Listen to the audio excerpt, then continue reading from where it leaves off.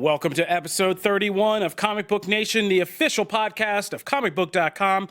I'm your host, Kofi Outlaw, and today I'm back on the couch with my co-host, Matthew Aguilar. What up, what up? And we've dipped into our bench to pull out Mr. Jamie Lovett for a return to the podcast. For the first time, not just talking about Star Trek. We actually have other things to talk about. I contain multitudes. Yeah.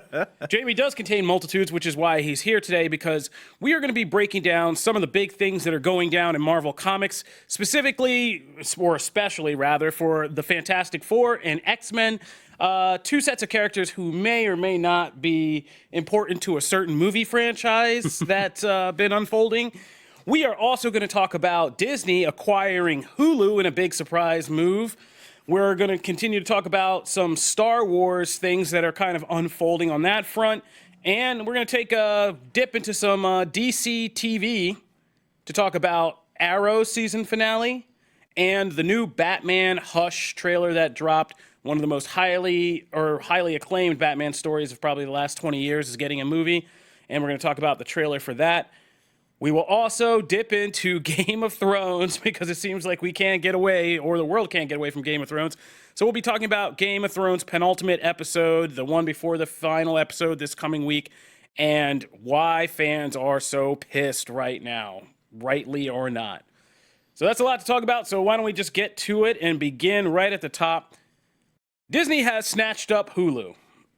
This was something I walked in the office today and people were freaking out about that. Mr. Charlie Ridgely was freaking out about that. But yeah, Disney has now acquired Hulu, which is funny because we were just doing an episode talking about the new Marvel shows coming to Disney and Disney kind of building a block of Marvel on Hulu's platform. And now it's just like, nah, Bob Iger was just like, yeah, we're just taking this whole thing. And we listened to the Disney investors meeting today, and it was kind of interesting, but they've kind of grabbed Hulu. They're going to have a controlling, I mean, they had a stake in Hulu, but now Comcast had one. They bought out Comcast for like whatever billions of dollars, and now they have the controlling stake in how Hulu will be run and kind of operate. And on the one hand, this is kind of like freaky because and Disney has now just basically snatched up TV. This is kind of a backdoor way. I was trying to put on my think like Bob Iger hat, and I realized, this is a backdoor way into basically owning TV because Hulu is probably the most proficient about next day streaming rights for TV, and people use that service as a way of actively keeping up TV, more so than Netflix or Amazon. So now Disney will own basically streaming rights and licenses to a lot of the major stuff on TV. On top of owning a network. Yeah.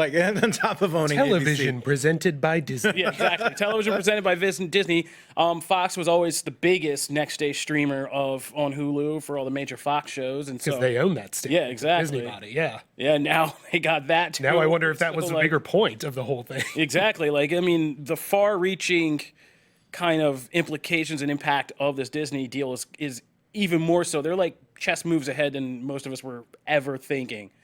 So this is going to be a pretty interesting thing to see what they do with Hulu. There's talks already about bundles and creating bundles so that you can pay and have one profile over Hulu and Disney Plus and kind of do it that way. I forget what others they're trying to bundle. Is it ESPN? They're trying to I think it was ESPN. Yeah, they're trying to get in with that. But that's a pretty serious deal. We're standing on the precipice of Disney just basically owning entertainment. Well, this could be, on one hand, yes, we're heading toward a cyberpunk corporate dystopia. On the other hand, though, if you're more concerned with Marvel stuff, this is good news for the Save Daredevil crowd. Because the question was always Save Daredevil, well, where are you going to put it? There's been no, Marvel Television isn't working on anything for Disney Plus. That's all Marvel Studios, which is a separate entity. So now in a couple of years, if they do decide they want to revive those Defenders shows, Hulu is going to need more original content as more and more content creators come up with their own equivalent of Disney Plus or CBS All Access or whatever. Those shows are going to go elsewhere. Yeah, NBC has one coming. So during the investor meeting, Bob Iger talked about firing up those content engines, as he called them, to create more content, and that could be more Defender shows to go with that Ghost Rider show and that Hellstrom show and stuff like that. This could be where all of that stuff lives now. There's a place for it now. That was the biggest part in reviving Young Justice, was finding a place for it to live. That's why DC Universe was able to do that. So now Hulu could be that that life raft for those Defender shows. Yeah, and when we talked about the Ghost Rider and Hellstrom shows, that was like our big question. Is this the first step towards building up the entire Marvel TV brand on Hulu? And now it just seems like that's another step towards yes. Yeah. Yes. Like after there is a deal with Netflix, we should note that like 2 years have to pass between the end of like Daredevil, The Punisher, and all that before those characters can make a return. But now we might know a little bit more about why Disney was willing to axe those series like immediately. Like Because the sooner you get rid of them, as soon as you get rid of them, sooner they're back. the sooner you can Yeah. get them back. So yeah. So like yeah. So all right, man, it's gonna be pretty wild out. If you haven't had a Hulu subscription, I've been on Team Hulu for like a year and a half. Hulu's great, so- man. Yeah, Hulu is great, and the interface. I mean, it is the one streaming service I can say that gets me to continuously watch the most, because their algorithms for predicting like if you're gonna watch, what other stuff you should watch, and recommending. Like it'll throw you right into a TV show when you're done one. Yeah. But it's something like you start watching, you're like, I would check this out. Yeah, it's Like, typically related. It's not like you go from Daredevil to a cooking show, and it's just no. like this. There's no correlation here. And that's like the speculate. strength. It's the next day TV and the fact that their kind of platform and interface is really kind of good to use and fun to use. Futurama lives on Hulu, so it's an essential subscription service for me. Yeah, I mean Rick and Morty, Futurama, like we All could- the WWE Simpsons, shows, SmackDown, Raw are both on there. Simpsons, Comedy Central stuff like South Park, like all of that stuff is on Golden Hulu. Girls. Golden Girls. Golden Girls is on Hulu. All right, so this is our stump for saying you better get that Hulu subscription ready because you might need it soon. And yeah, Netflix might, as I have in my show notes, my Netflix might be hella screwed by this. This is not looking good for Netflix. I like that you have that in writing. Yeah, and not in those nice terms. All right, moving right along. So, going from Disney and Marvel and their TV plans to the other side of that, which, my God, even everything we talk about now falls under this umbrella. So, Star Wars. Comic Book Nation presented by Soon. Comic Book Nation presented by Disney. Although I could take that health plan, I'll do that. So we got on the same investors call with Bob Iger. He kind of let it drop that. I don't know if he very really knew that. casual. Yeah, it was a casual drop that they're developing. He was talking about what's happening with Star Wars and that they're developing 2 live-action Star Wars series for Disney Plus: The Mandalorian with Pedro Pascal and Gina Carano and all those people, and then Werner Herzog. and Werner Herzog, which I am so excited for. And of course, a Rogue One prequel that is centered around a spy thriller centered around the character of Cassian Andor, who was played by Diego Luna, and his buddy K2SO. They are both. We know those 2 series are happening, but Bob Iger kind of let it drop that they're going to be working on a 3rd live-action Disney series, which will arrive before the next movie, because after The Rise of Skywalker this holiday season, we're going to be taking basically like a 3-year hiatus between movies, which is classic Star Wars. 3 years between movies. Well, usually it's more like 10. Well, I mean, between like trilogies, but like Yeah, actual movies, Sure, the yeah. actual 3-year thing. And that we'll have a 3rd one. We have no details about what that is. He literally just said, yeah, we're going to be doing another one before the 2022, so there will be 3. But I was kind of breaking down in the article that it's interesting because all of these live-action Star Wars series have been, they're not about Force users, really, that we know of initially. They're not about major Force users or people wielding lightsabers and Jedi. Both cases are about morally gray characters who occupy this weird morally gray space in the Star Wars underworld, which is something like we've all wanted to see. Like The Mandalorian's about a gunfighter, quote unquote, a gunfighter, and it sounds like a Western with a Star Wars, like a spaghetti Western with a Star Wars makeover. And Cassian Andor is, of course, a spy thriller, espionage thriller with a Star Wars makeover. And yeah, in both cases, it's these like weird, morally gray characters.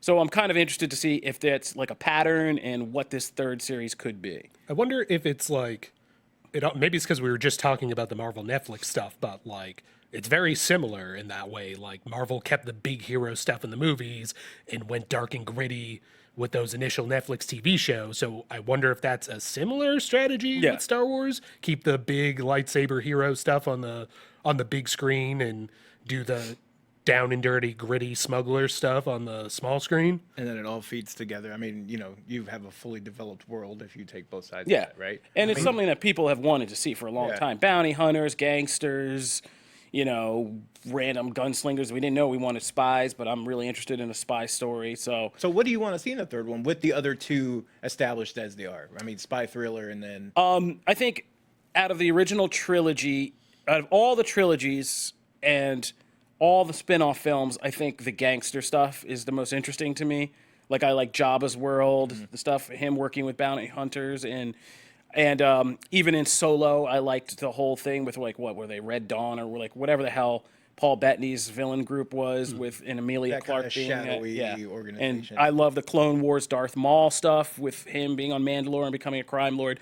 So anything that goes like full on into the gangster kind of Star Wars gangster world would be interesting to me. So I think we got like a bounty hunter type thing with like the Mandalorian. I think we got a spy thing. Let's do like a full on crime story, like hard boiled crime story in Star Wars. That'd be interesting. Do you think it could go the other way? Like, they took the Mandalorian, kind of sounds like they repurposed the idea for the supposed Boba Fett movie that was going to come out. Yeah. What if they did that with like the ObiWan Kenobi movie everyone insists they're going to eventually make? Because, I mean, he's a Force user, but if you set it during the time he's on Tatooine where he's just like... He's undercover. That could almost be like the Ronin samurai kind of thing. As a fan of the animated series, like, yeah, I mean, I love the Rebels episode where Darth Maul and Obi-Wan finally settle up on Tatooine.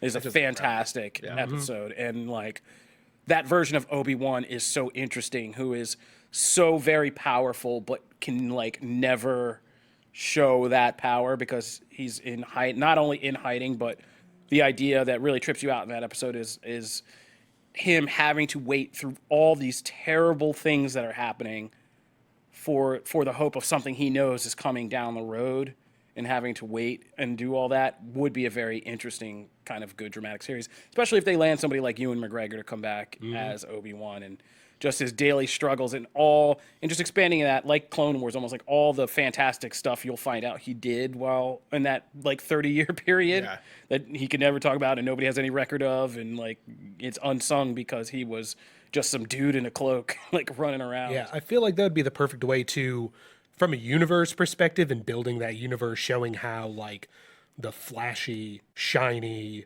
we're doing cartwheels while we're saber fighting prequel version of the universe became the industrial, darker, slower moving original trilogy universe, because that's the one character that really lived in both. Yeah. And you kind of see how it changed him, and that'd be a great way to show that change through him.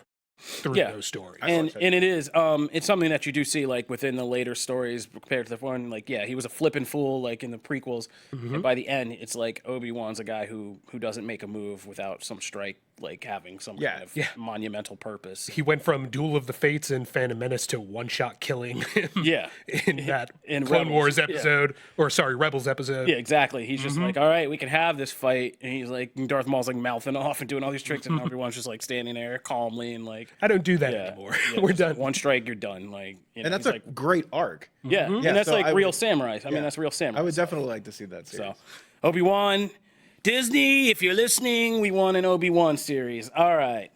And on the side note, the next movie, we've also confirmed that the next movie coming in 2022 is, and this is bad or good, depending on how this later part of our discussion today goes, is coming from David Benioff and D.B. Weiss, the showrunners of Game of Thrones. So there were two trilogies. Rian Johnson's trilogy was pitched, and they were working on a trilogy. We now know that the one in 2022, that next movie after Rise of Skywalker, will be their movie. Beyond that, there's no confirmed thing, but we can pretty much assume that 2022, 2024, 2026 movies will probably be their trilogy. You would think. And that's a bummer to me. Yeah, because, I mean, this now adds more fuel to the rumors that we recently, it's been back and forth all year long, that Rian Johnson's trilogy is dead. And I just recently wrote an article about how the rumors are back from the guy who killed the earlier rumors that it was dead, said, no, this is wrong. And now he's back saying, wait, now That's a bummer it's to me. right. It just that seems weird to me. Like, if Rian Johnson's movies had been starting in 2022, would we assume that the Wise and Benioff ones were dead? It's like they can only make them so fast. Well, the other assumption was that they alternate. It's like Oh, yeah, that 2022 could is be one, a thing, too. 2024 is the other, and then 2026 will be one, and then that's just all they've plotted so far. So that was the other assumption, and that still could be true. I mean, we don't know for sure. I would just hate to see Yeah, that. I want to see Ryan Johnson's because there is, for all the backlash to Last Jedi, there's a sector of the fandom that really loves that movie. That's a very vocal minority. Yeah. Well, I mean, I don't. These days, I can't tell the numbers. Honestly, I can't judge anymore. I mean, if I'm taking is a social path. media, I'm taking social media as a barometer, social media forms a very small part of the entire population. Yeah. So yeah, it might be loud as hell on Twitter and Facebook and Instagram, but that's such a small pool. No. People are rewatching it on Netflix. It made the like movie made money a ton that of said. money. Yeah. So I don't want him to be gone from the franchise. I'm not one of the and I don't agree with all these fanatics saying that. So I hope it's still going. All right, moving right along. Arrow finished up its season this Monday, and it was a big thing. We don't usually. I mean, it's not that we don't talk about the DC TV shows. They just haven't given us much to talk about lately. Nothing monumental, but this was something monumental this week. Arrow finished up its season, and it was an okay season and an okay finale. You know, it's good. I mean, I'm glad this show is ending with one more season because, I mean, they're just in full soap opera mode now. Like Oliver Queen's long lost sister came back, and then they retconned it to find out she's the one who set in motion everything in Arrow by blowing up the boat because she hated Daddy, and like she's the leader of yet another secret crime organization. So all that was You can never whatever. have too many secret crime organizations. Apparently not in Arrow. There's like it's like I don't know how many of them are secret. Everybody has one. There's like a Russian one, a League of Assassins. There's like all these other. Hey man, Do you think that they all just didn't know the other ones existed? Yeah. They were like, "There's a need for this. These secret crime organizations don't exist." they're like mattress stores. I'm wondering Real who's world. who's funding Argus and what they get paid for because they don't seem to know anything about any of these secret organizations. We don't need and they're any always more getting messed up. mattresses. But anyway, so Arrow ended its season, but it was monumental because it was the last episode of Emily Bett Rickards, who plays Felicity Smoke, and they gave her an ending. And I mean, aside from it be kind of boilerplate Arrow for a season and season ending, they tried this two-pronged story little approach. confusing. Yeah, where it's like in the present and then way in the future. Like in the present, she and Oliver have a baby, and then when that baby's like a full-grown 20-something young woman, like Felicity comes back to stop the AI program she made that's taken over the world. None of that really fell strongly on me this season. It's just been confusing as hell. Like, and the point of it is kind of confusing as well. I like the idea of doing the hey, here's the deal he made reveal, right? That they I was going to get to that. And like the thing that really kind of, I mean, aside from the meta scenes of them all crying because they were saying goodbye to Felicity, which was, kind of touching. The big reveal came at the end of the episode of this, where basically they set up that Arrow's final season is basically just Crisis on Infinite Earths. It's not like it's independent storyline so far we don't see, because Felicity's gone. Like, it's kind of hard to maneuver around that, and it just seems like Oliver Queen had to go off with the Monitor, and the Monitor appears at the end of the episode as like. Because during the last crossover, Earth X, he made a deal with the Monitor to basically save the day, and you never knew what that was. But it basically comes down to he has to leave right now, even though he's living on this kind of honeymoon period with Felicity and raising his new baby daughter, and you got to go save the universe. And by the way, there's no way out of this. You're going to die. And in the future, they make the reveal that, like, she's with her daughter and her kind of adopted son, Oliver's original son, and they're at his grave. So... Yeah, he's going to die and sacrifice himself in the crisis, and he has to leave right now. And so next season of Arrow will be kind of setting up the crisis and possibly dealing with what happens in Star City when Oliver's gone and the rest of them are there, because that's the other thing they did. You don't need me. The whole end of the episode was, you don't need me anymore. It's all about the team now. That's the greatest thing I've done. So, yeah. Dark Knight Rises and that. Dark Knight Rises. Yeah, exactly. So we're going to see how that all plays out, but... Emily Bett Rickards has been like a big thing in the fandom, and she's really been, just a fun person to see, both on screen and off screen, even if you don't like the whole Olicity relationship, which I don't, full stop, but like... I was waiting for the rest. You're like, nope, I don't. But so we said goodbye to her, and we set up our Arrow for like a very kind of, feels already like truncated and not as relevant final season, as opposed to how it ties into the larger Crisis crossover, which is like the Avengers Endgame of this whole Arrowverse, which I'm kind of curious to see. But yeah, I mean, goodbye to Emily Bett. You guys have any thoughts about this? This felt more like a series finale than anything, right? But that's what's so weird about it, right? Yeah. It does, and then they just have this like truncated epilogue story that they're like here's a whole other season. Yeah, that's we're gonna Game of Thrones. We're gonna come back for a couple episodes. This was the story. You should have tagged on the end. Yeah, the fact that Felicity's leaving it's almost like, and it's weird because she's not like the main character of the show, but it's like a Michael Scott in The Office thing. Like, now I will give them some leeway in that respect because I mean, evidently, it wasn't like they had been able to plan that. Like it seemed anyway like she had surprised everybody by saying, "I'm out." So at that point, you gotta just do something to wrap things up, right? That's not completely their fault. They probably had her on for the last season. Yeah, she probably looked at it and was like, "I'm not doing a bunch of side scenes of like Felicity just waiting for Oliver or sitting in the control room like I'm out." And now I'm out. In that writer's room, I would like to see their faces. Yeah, they're like, what? Get the blackboard out. The coffee starts dribbling out of somebody's mouth. So yeah, but absolutely, this felt kind of like it almost felt like, oh, okay, good, I'm all right. Like that's the end of the series. That was a lot of crying for a non-series finale, right? Like so. All right, we're gonna see how they try to wrap this one up because I mean I'm just scared Arrow didn't die a hero and now it's just gonna live long enough to see itself. Like, I mean, it already became a villain, but really become the villain and kind of. That's how we were going with that. But all right, we'll see. Last but not least, we're just going to say a shout out. The new trailer for Batman Hush has dropped, the animated movie based on the Hush storyline, which is one of the most famous storylines. And I love DC animation. I love their feature films, but I'm not sure that I'm sold on this one yet. I'm kind of getting a little nervous because recently, like, I mean, DC Universe's animation has just continuously gone back to the well of Batman and Superman. I mean, if you've ever heard Bruce did an interview with like Bruce Timm, you see him just like light up a cigarette and look off into the distance and be like, "I do what they let me, and it's always Batman." And like, yeah, I mean, so pull that out and to really kind of make the money. They've been dipping into the biggest Batman storylines, and it's a mixed bag. You get things like Year One and The Dark Knight Returns, which are pretty good adaptations, like very solid and good films in their own right. Yeah. Except I didn't like The Dark Knight Returns Part 2, but that's a whole other thing, and it has a lot to do with the '80s stuff that didn't apply anymore. But like, it's dated. But no, Year One was great. But you then also get things like The Killing Joke. Yes. Which I mean. DC, that's the biggest black mark on DC Universe animation, like, thus far. Just a total misfire. That is one thing I'll be interested to see with Hush, because with The Killing Joke, they really went off the grid, but it was all this additive stuff. Yeah, they had to pad it to make it a movie. Because it's not a movie-length story. And they ended up making just two movies that don't at all fit together. It's like you made a separate movie that no one wanted.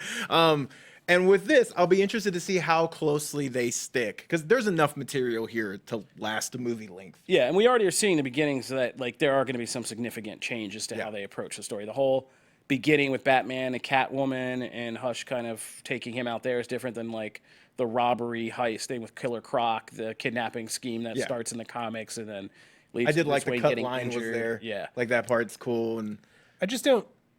I feel like I wish they weren't doing it in that house style that they've come to adapt. Like the best part of Hush was Jim Lee's artwork. Yes. So if you're not going to try to put Jim Lee's artwork into the animation style, I'm not sure what the point of it is. That story, like, I think Hush is, it's fine. It's a little overrated, I think. It's like a story that's 90% red herring.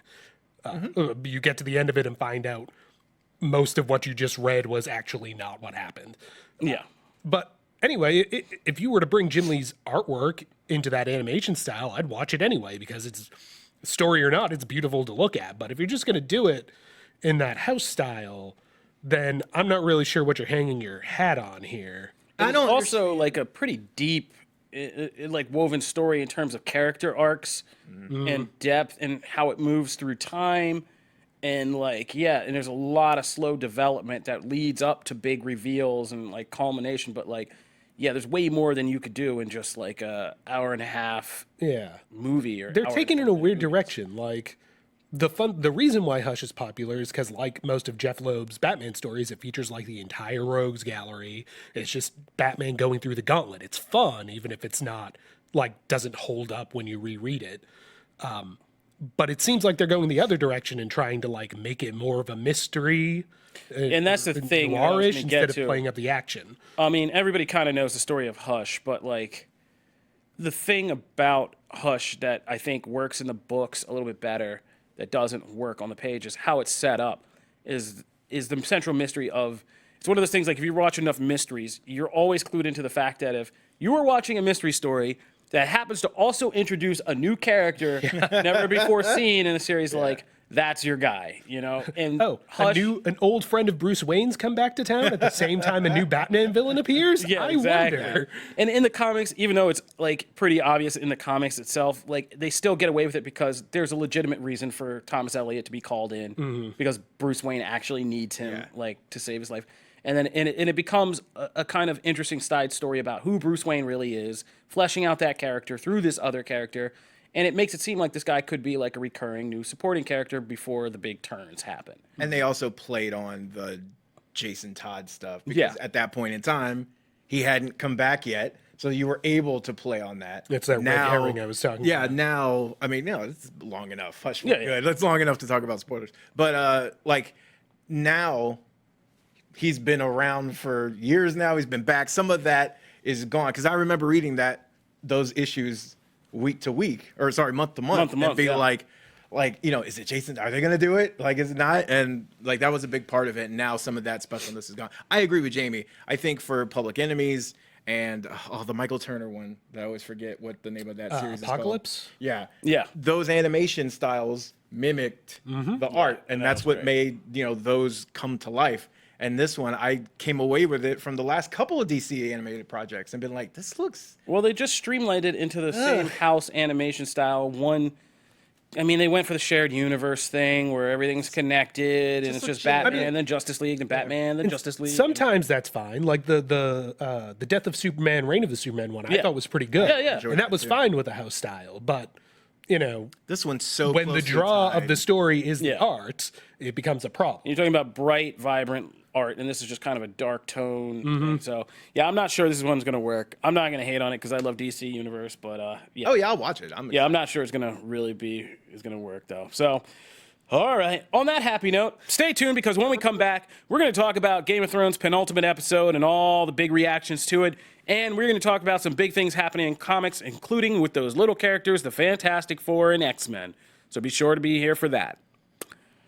All right, so Game of Thrones, Episode 5. We're not going to go into this too much because I want to let Matt have time to break down these comics. I'm actually very excited to hear this, by the way, because I've heard so much about this episode. I'm actually very excited to hear you two talk. This is a full spoilers talk for Game of Thrones Season 8, Episode 5, The Bells, which basically saw the battle between the Army of the North and Daenerys Targaryen and Cersei Lannister and the Lannister forces in King's Landing.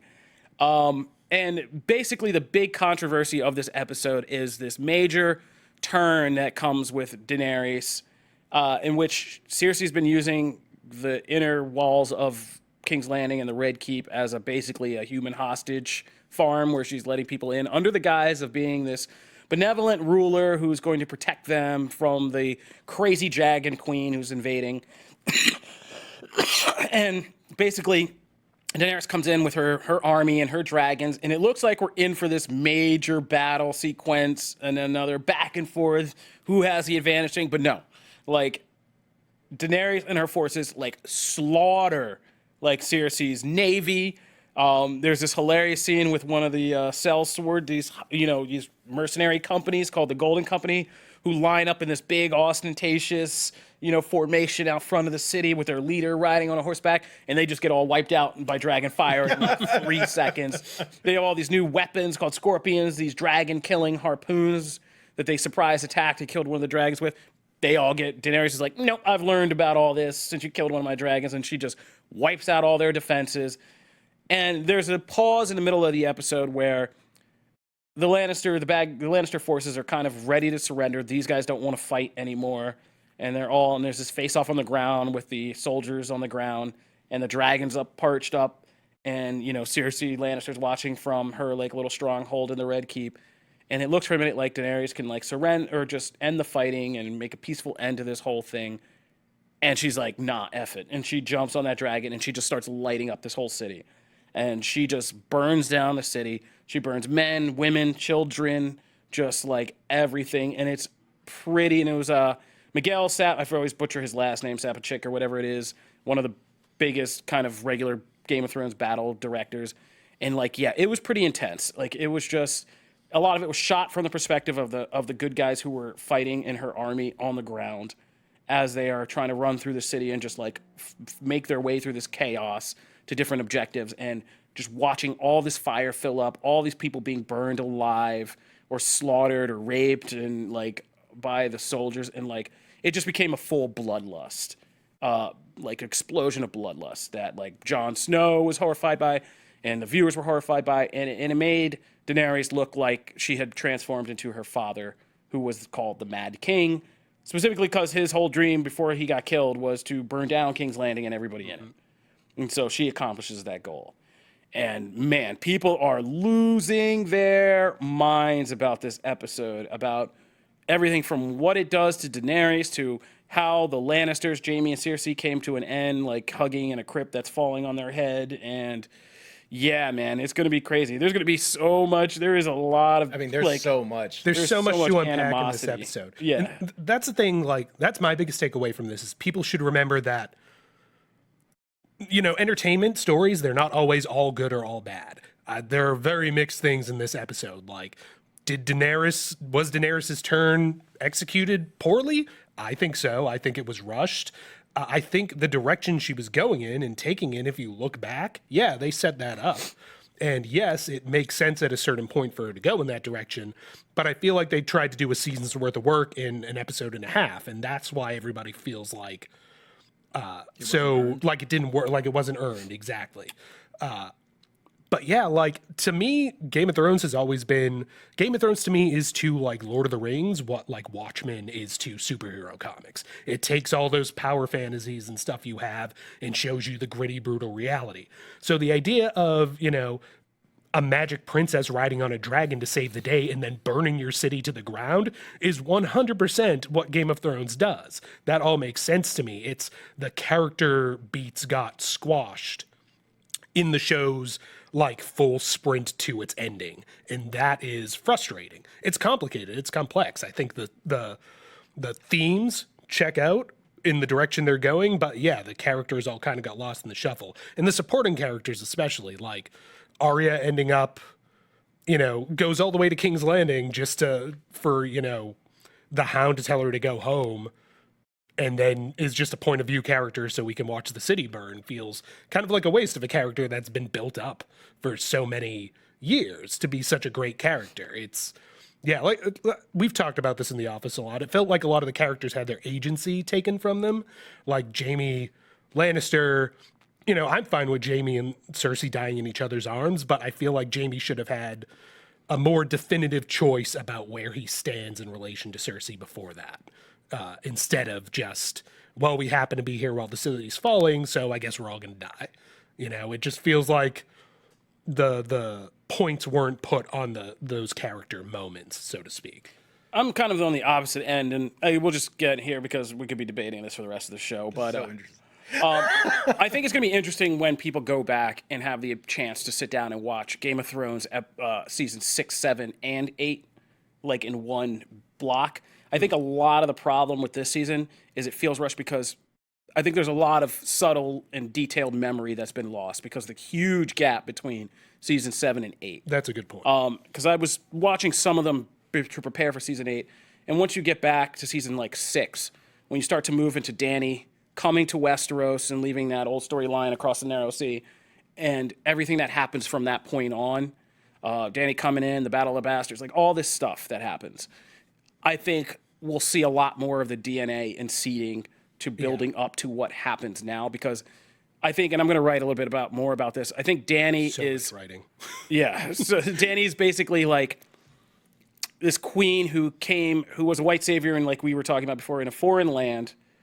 Then she comes home to this place where she thinks people should naturally embrace her not just because of who she is, which is their rightful queen, but because, she's like the highest of white people, the Targaryens. Yeah. But because of what she's done and this legend of her, the Dragon Queen, the Breaker of Chains, all that stuff. That kind of makes a lot of sense. Yeah. Like, that's monarchy. And monarchy is bad. No, and I think as you watch the last couple of seasons, Emilia Clarke and Daenerys does a very good job of subtly kind of observing the whole time the politics of Westeros.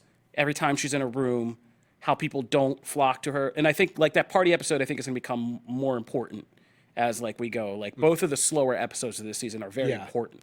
Like the one before the Battle of Winterfell and the one afterwards, because that's where a lot of the most subtle character work is done about how she's feeling and being alienated in this place and slowly realizing that beyond this need to even fight the dead, which they don't even respect her for that. Because what's her name, Missandei or whatever her name was in the crypt and having to defend, Daenerys against Sansa in the middle of the battle against the White Walkers, and like all of that begins to affect her. And I think the moment when she turns is actually just her being like, it's a big moment of realization that like, none of this stuff that she hoped that she's dreamed of her life coming home and having this easy reclamation of the throne and being embraced as a savior is going to happen. And that basically King's Landing, and as an example of Westeros itself, has been kind of rat screwed by all of these horrible people and their rulers and stuff.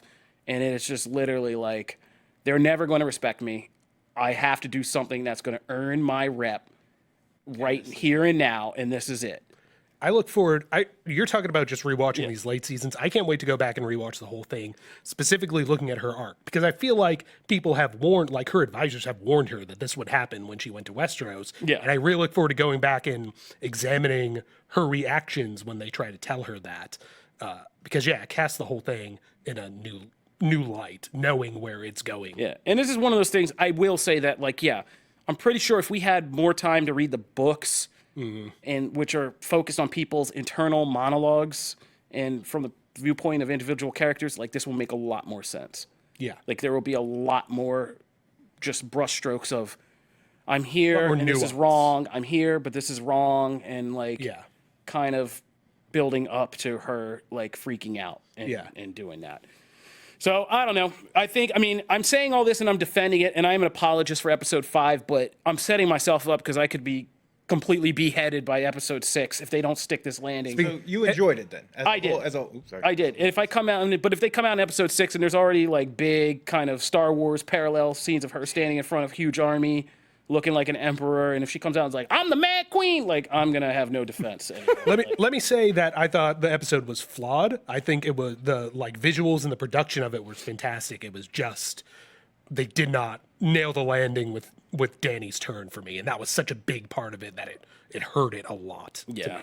So let us know what you think. I mean, this is one of the biggest debates in pop culture, entertainment culture right now. I mean, it's not ending, so let us know. Mad Queen, did you like it? Did you hate it? Hashtag Comic Book Nation. But we are going to finish the show today by doing what our kind of company name suggests, and we're going to talk about some comics. So Matt has a breakdown of comics, and we're going to start. And Jamie also has some insight because Jamie got to sit down with upcoming X-Men universe architect Jonathan Hickman, who wrote some little books called Infinity, which was like the basis for Infinity War, and Secret Wars, which could be the basis for something coming up in the MCU in the next 10 to 15 years. So Hickman's going to be relaunching and redoing basically just a revamp on X-Men. Tell us a little bit about that. Yeah, so basically in July, all of the X-Men books that are going on right now are going to come to an end. Hickman's going to introduce 2 new miniseries called House of X and Powers of 10, and they're going to run until there's Powers of 10? It's Powers of 10. It's written with an X, but they have said it's pronounced 10. Hoxpox is, the abbreviations are fun. But those 2 miniseries will run through September. They are going to delve into kind of the world and mythology and set it up the way he wants it.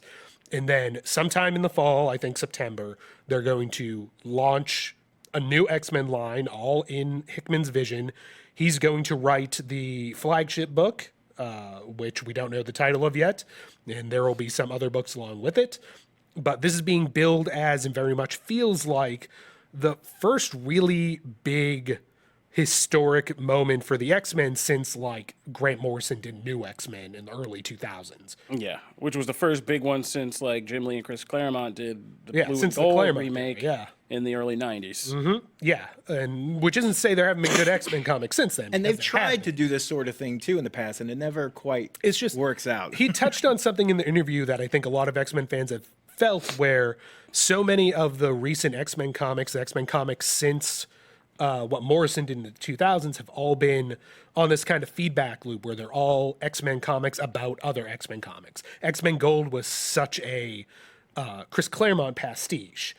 Even Joss Whedon and John Cassaday's Astonishing, which I adore, was very much and issues of that were great. Yeah, the whole thing I love, but it is very much let's continue from where Morrison left off, but bring back some of that Claremont superhero flair. It's all reverential and referential.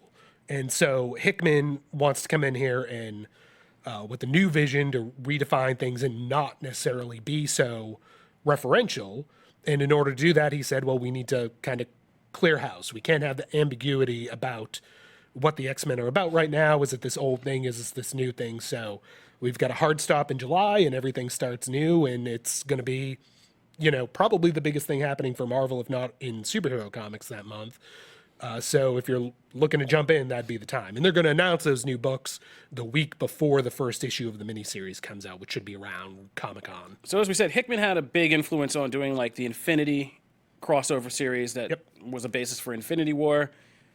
He's doing X-Men. He also did a major overhaul of making the Fantastic Four relevant again. Mm-hmm.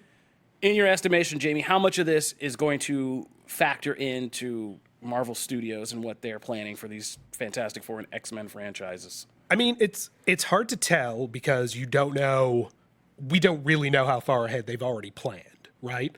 If they're going to do Fantastic Four, I'd expect some of Hickman's stuff to fall into that because it's very high concept stuff that can be translated into action movies pretty well, even though it's very sci-fi heavy. He brings in great characters, he co-created the Black Order, which are great characters that ended up coming into the movies. So if you're a speculator or just somebody who is really interested to see where the MCU might go, I would definitely keep an eye on his run. I would go back and read those Fantastic Four comics too. But yeah. Let me ask you, do you think these things happen still in a separated bubble, like where Marvel Comics were over here and Marvel Studios is like over here? Or do you think, because it seems to me like more and more there's synergy between the two? Like, I don't know. I feel like it might honestly be the opposite direction now ever since Marvel Studios kind of broke off. Because now Marvel Studios just reports directly to, who is it, Alan Horn at Walt Disney Pictures. They used to have to go through Marvel proper, and now they don't. Or at least get reviewed by Marvel proper, all this stuff. Which I think works to their benefit, honestly. Because they would certainly say that. I think it works because the comics can just do these outlandish concepts, and I feel like it would work the other way around. Like, I feel like new creative teams that come in are cognizant of the movies from a strictly sales perspective. They know if they tie it more, make the characters a little more like their cinematic brethren, or if they make certain elements and stories kind of more like the movies, they'll get more crossover sales. But as far as like creativity of stories, I think I want them to go and do these outlandish, ridiculous things that then the movies can go later and go, well, let's cherry pick, right? Because that's what these movies have done. They've all cherry picked from stories. I think they're more separate than anything, but I'm okay with this. Yeah, I'm sure Marvel Studios is keeping an eye, obviously, on what Marvel Comics is doing to latch on to any cool ideas, cool characters that come out and see how they can integrate them. But I'd be surprised if I found out that they were basically orchestrating things so that the comics would be like a prelude or a blueprint directly for the movies. Frankly, I think Kevin Feige's confident enough in his own abilities that he wouldn't feel the need for that at this point anyway. Okay. Well, there you have it. We're going to end this episode by having Matt take us through a little flash breakdown of some other things happening in comics this week. Matty, what do we got? Just a quickie here. So, and this is full spoilers, by the way. So this is for today's books when you're listening to this. So if you haven't read, there is no today on this podcast. We're tomorrow. This is just timeless. Well, that's true. You're very timeless. But don't read the books for 4 years. Guardians of the Galaxy #5. If you were sad that Thanos was gone, he's not gone anymore. He's back, kind of. So his consciousness essentially goes into his to Eros, and then they transfer that to a body that Hela remade. So like Thanos gets a body that's almost like his, and his eyes open up at the end. Like the Palpatine of this whole thing. It's a very one of the coolest parts of this book, though. It's actually not that. That's like at the very tail end. But one of the coolest parts is actually Hela just. If you love the segment in Ragnarok where Hela just laid waste to like all the Asgardians and the armies, you'll love this because she absolutely pwns Gladiator, Cosmic Ghost Rider, and like all these just putty in her hands. It's actually it's a really pimp sequence. Amazing Spider-Man #21, which is the next part in the Hunted storyline. We learned something kind of messed up here, that essentially that Kurt Connors, when he was losing control of himself as the Lizard, kind of lost control and like attacked his son and killed, like just about killed his son. And then because comics, someone was able to transfer the mind into another cloned kid body, and so sensing a theme. He doesn't know where that kid came from, but you're not going to look a gift horse in the mouth, right? But the kid now remembers what his dad did to him, and like biting his it's kind of messed up. They're dealing with some interesting stuff here. It's actually been a pretty good Kraven storyline so far. If we're not careful by the end of this issue, though, it does kind of go into some wonky Kraven. I'm setting you up to be like, I'm your best friend because I want you to be the best hero you can be stuff. I hope they kind of sidestep that, because Kraven storylines tend to deal with that a lot. Bad. So I'm not a fan of that part, but this was interesting. Also, Aquaman #48 has some pretty big revelations. Essentially, since Drowned Earth, Aquaman's been dead. And he's just now, like, someone told him finally, which is really nice of people to clue you in that you're dead. So it's kind of neat because he essentially has a choice to make, whether he can go back to his life with the memories he has left, or he can go and try and reclaim the rest of them, but he risks going crazy as he does it. So it's like this. They've set up, the last few issues have set up this really kind of crazy mythological old gods thing, and now we're tying some of that into this, and it's like Mother Shark, which is kind of like a take on Mother Nature, but it's like the oceans and stuff. It's surreal, but it really works when you read it like together. It's like it sounds crazy when I'm talking about it, but it works when you're reading it all together. I really don't believe you. What's next? It does though. So yeah, Batman #71. Batman's cray-cray at the moment, or he's being made to feel that way, and so he punches Tim Drake, which is just rude. And now he can go on a quest for the memories of punching Tim Drake, or just recreate the slapping Robin panel. No, oh my god, I wish they had. We also have Justice League #24, which goes through. We actually get to meet like this Legion of Doom that is actually the heroes of the universe, and it's like if the Legion of Doom were Starjammers. So it's like Sinestro's the captain, and he's in these like ragtag groups. Darkseid pilots the plane, but his eyes have been removed so that he can't shoot omega beams and stuff, which I can't figure out how he flies the plane because of that, but it's still a really cool visual. It's actually really interesting. This is dense. This Justice League run by Snyder has been really dense, but there's some really good stuff in here. So if you don't mind kind of having to really You mean Scott Snyder? We should clear that up. Yeah. Who did I say? You just said Snyder. Sorry, Scott Snyder. I apologize. Yeah, you're gonna flip people out. Yeah, so it's really dense, but it's been rewarding. Last but not least is Go-Go Power Rangers #20. You know I had to sneak that in there. Essentially, Alpha 1, the original Alpha, returns and essentially says Zordon's way, his ideals are not. He's proven them false. That, being this peaceful, it's very much the Xavier dream type of thing. This dream doesn't work. He's essentially playing the Magneto. Yeah, I was about to say, who's this guy, Magneto? And he comes around. He's like, no, I'm showing you why. And at the end, we get this really cool cliffhanger of Alpha 1 becoming like this giant Megazord looking thing, and it's awesome looking. It's a cool visual issue, but it's really interesting to see like this crazy Power Rangers universe really deal with these topics, and that's all in Go-Go. So there you go. All right, that's what's coming to Comic Stands this week. And with that, that'll do it for this episode of Comic Book Nation. If you want to join the ride, you can always find new episodes posted on Comicbook.com every Wednesday and Friday. In those articles, you can also find an RSS feed where you can regularly subscribe to the show.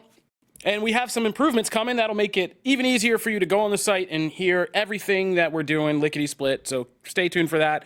You can also find us on the various platforms: iTunes, Stitcher Radio, Spotify, Google Podcasts, iHeartRadio, and you can even tell any Amazon Alexa device, play Comic Book Nation podcast. You got to say all 3 words, and Alexa will fire it up for you. So you can always do it that way.